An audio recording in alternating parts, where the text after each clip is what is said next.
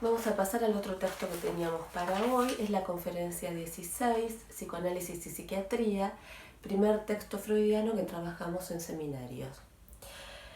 En los años 1916-1917, Freud se dedicó a dar una serie de conferencias al público en general, fuera de la comunidad científica. Las primeras conferencias estuvieron centradas en fenómenos psíquicos de la vida cotidiana, lapsus, fallidos, sueños. Es a partir de esta conferencia que Freud se va a centrar en los fenómenos neuróticos, para lo cual le propone al público una posición determinada para acercarse a la comprensión de estos fenómenos. Posición que muy bien pueden adoptar ustedes, que se están acercando por primera vez de este modo a la obra freudiana. Dice que no debemos pensar que su conferencia es una exposición dogmática y que por lo tanto no se trata ni de creer ni de desestimar. Dice, deben escuchar y dejar que produzcan ustedes su efecto lo que se les refiere. Esto lo van a encontrar en las páginas 223 y 224 de las conferencias.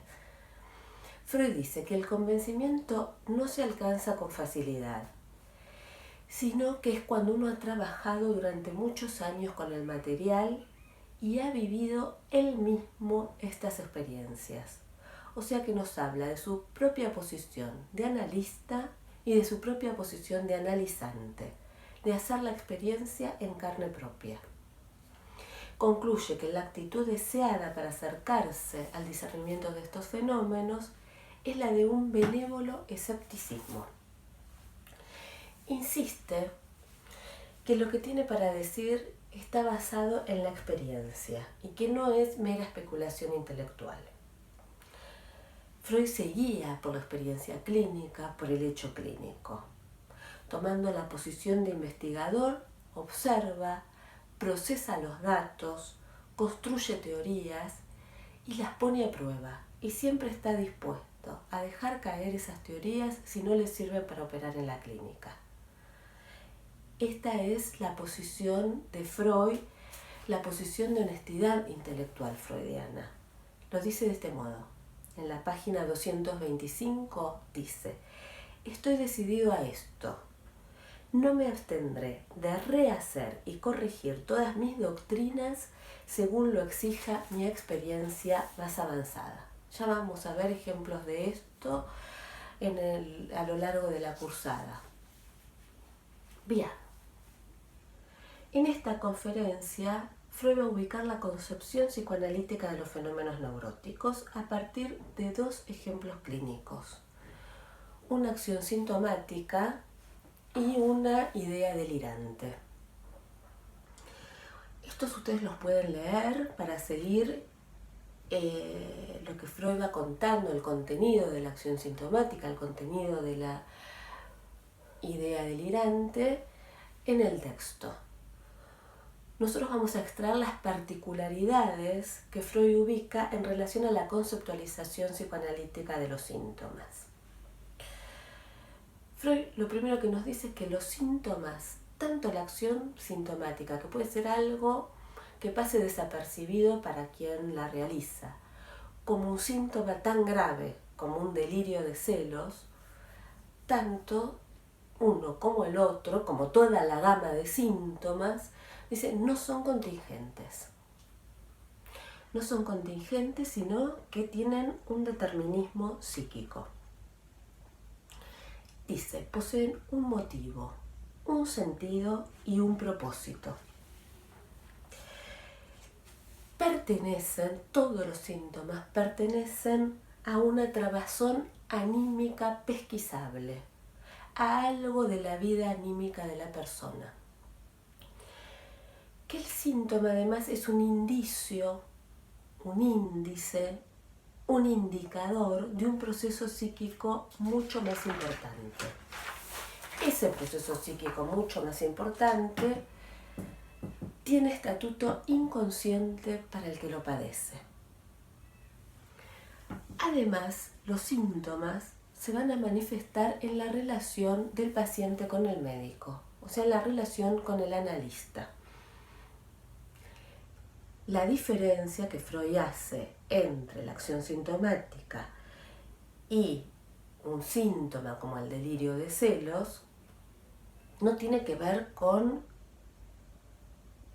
que uno tenga un propósito y el otro no, con que uno sea inconsciente y el otro no, sino que la única diferencia es que el síntoma como el delirio de celos, posee un intenso sufrimiento subjetivo. Retomamos entonces. Un motivo. Freud abre la pregunta por la causa de los síntomas.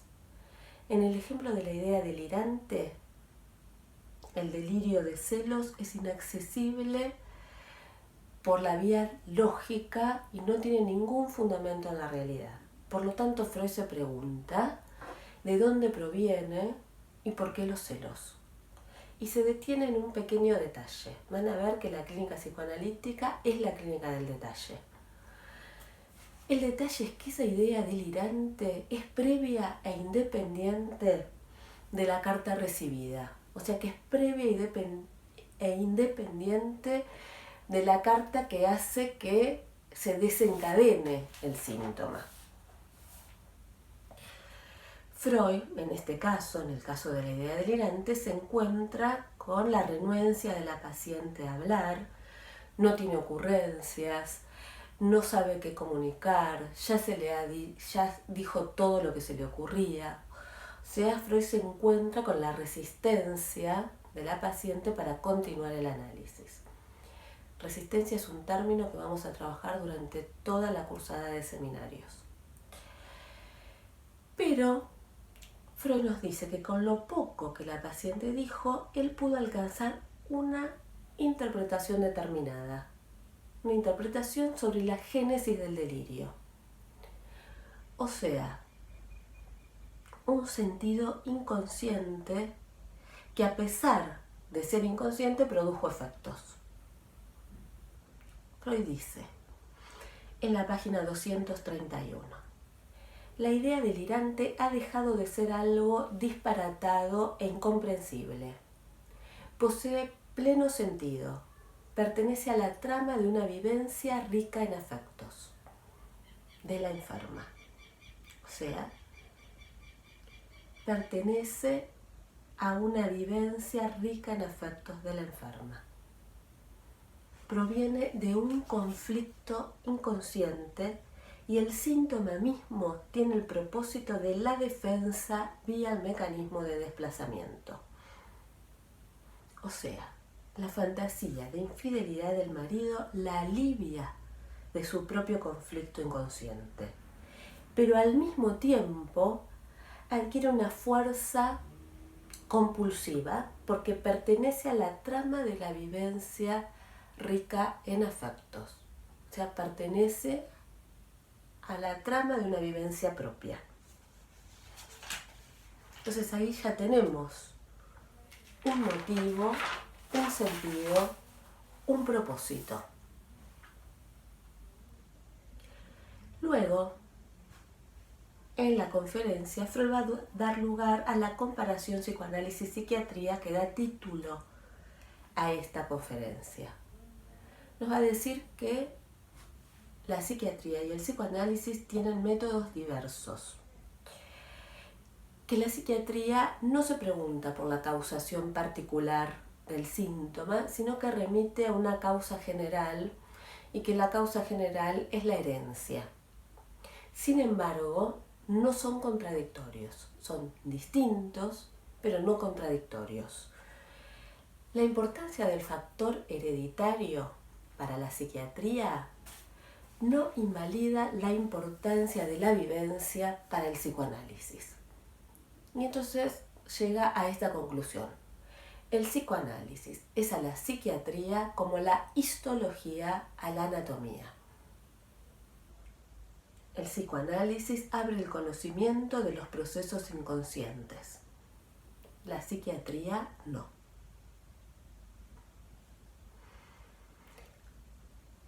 A la vez, ya sobre el final de la conferencia, deja abierta la pregunta por la terapéutica. Dice así: podemos comprender lo que ha ocurrido al enfermo, pero no podemos hacer que él lo comprenda. Eso no hace que desestimemos el análisis. Tenemos el deber de cultivar la investigación sin mirar por un efecto útil inmediato. Aquí vemos tanto la posición de Freud investigador, que insiste frente a los obstáculos. El obstáculo le sirve para seguir, no se detiene, y además esa es una posición ética. Y también deja ubicado una relación no lineal del psicoanálisis con la terapéutica.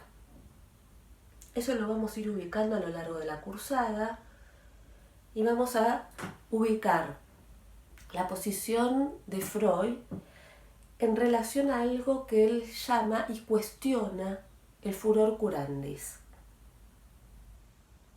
Si querer el bien para alguien puede llevar a lo peor. Nos advierte contra el furor curandis.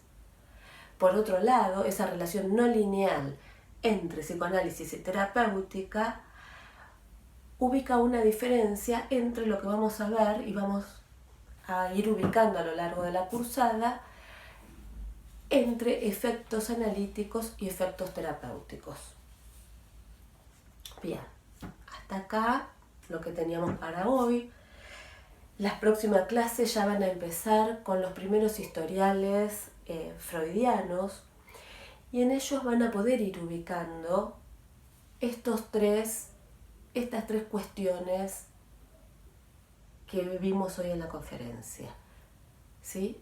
Un motivo que tiene que ver con la causa, con el conflicto como causa, un sentido que siempre es inconsciente y simbólico, que va a estar articulado en el decir, en la palabra como puentes lingüísticos, y un propósito que tiene que ver con evitar el conflicto, ¿sí?